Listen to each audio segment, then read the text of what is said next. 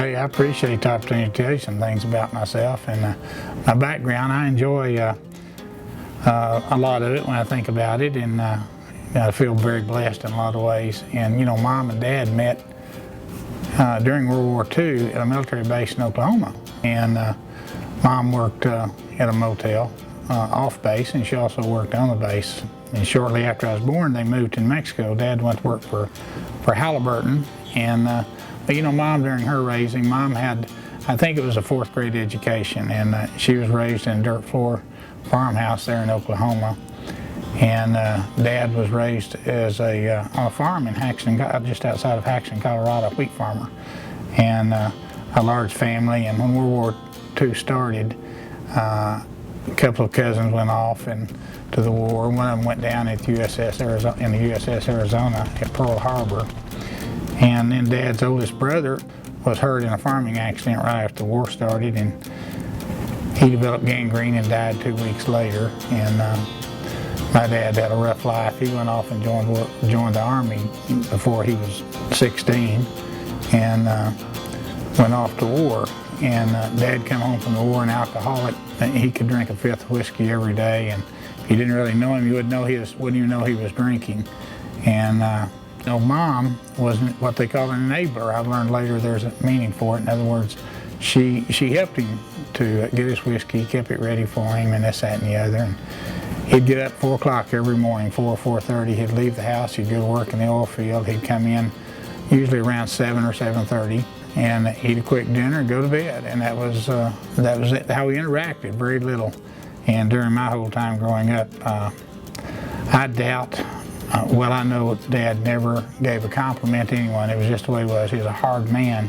And I think you have to look at what happened to him in his life to understand it and to be able to accept it. I never had any bad feelings about the way he was or the way he treated us. I think the one thing he gave me was a real hard work ethic.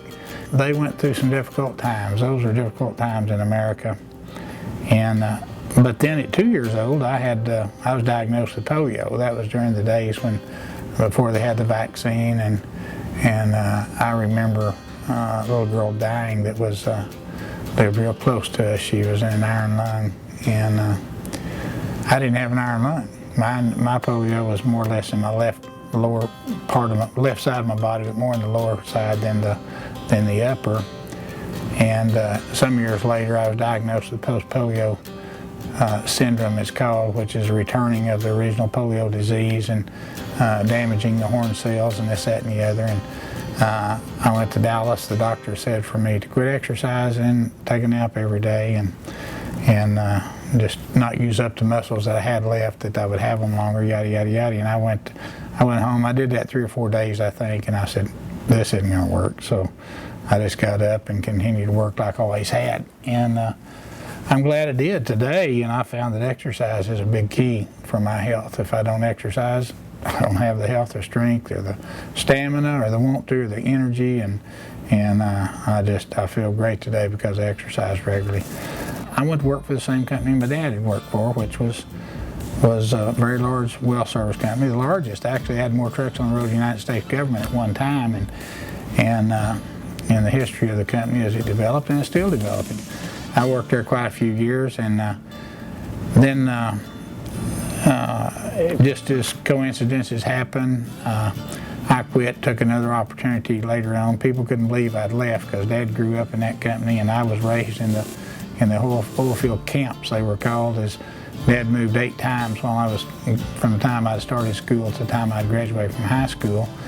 And but I left and I went to another company, and kind of like jumped out of the frying pan into the fire, as they say, and that didn't work out well. So somewhere along about that time, I had 2 daughters wanting to go to college, and I had to make more money in order to put them to college. I never really thought to go out and start a company, but I did it really for them to generate the money we needed to have a good home life and to help them go to college. And that's what I did, and I started this Freemyer company in 1988, and the first year's annual forecast, I had forecast 300,000, and I did 1.7 million, I believe, well, 1.4 million.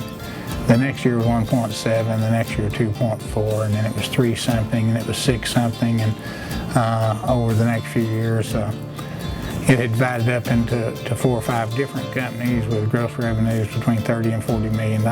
And so somewhere along about that time, the idea of selling these companies seemed like a really good idea. We had 300 to 500 employees a day working within this company. So I started selling off the different divisions or companies and kept the one that I still operate today. And it's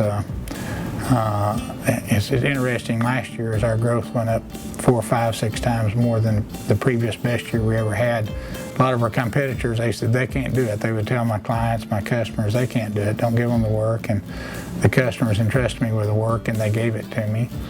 And we proved that we could do the impossible. And I love it. I love it telling the people that work with me, I call them my team. And when I told my team that everyone said we couldn't do it, and so what we need to do is do the impossible, it just motivated them that much more, just fired us up, and we pulled it off. In 2011 and 2012, we've got work laid out ahead of us for basically the entire year. Just looks wonderful to us right now. I had polio at 2, with a dysfunctional family, and why did I succeed? Why did I pull off some things that seemingly you wouldn't expect? I took the road of being an overachiever. I've been told this, that handicapped children have a choice of being an overachiever and underachiever, and I took the overachiever side, which means that can be really hard on yourself because being a workaholic, never knowing when to quit, never giving up, being overcompetitive, and all those things. But you know what I really believe made the biggest difference in my life, besides having 2 children that I loved so deeply, that I knew that I was unable to give them what they needed by myself alone, that I got involved in a church. And my children were there first, so I went to see them in choir functions and things like this. But I was so glad they were there because I knew I was unable to give them what they needed to keep them safe in this crazy world. Encouragement when times are tough, all the things that every parent worries about with their child. And I really believed and hoped that church could give them that I couldn't give them.